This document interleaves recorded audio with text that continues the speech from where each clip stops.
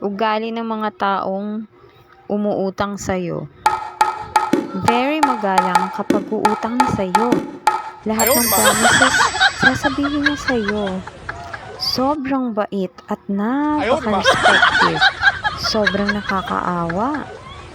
Lahat na yata ng kabanalan nasa kanya na. Yung akala mo santo kung makipag-usap sa'yo para makautang lang. Ang bait-bait, sana kunin na siya ni Lord. Kaso pagbayaran na, ang dami na niyang sinasabing dahilan. Kaya wala siyang pera. Sa susunod na kasi ubos na yung budget niya, may pangangailangan siya. Tapos, malamang sa malamang, siya pa yung galit. Galit na galit. Imbis na mag-best friend kayo, magiging friendship over na. Dahil nga sa utang.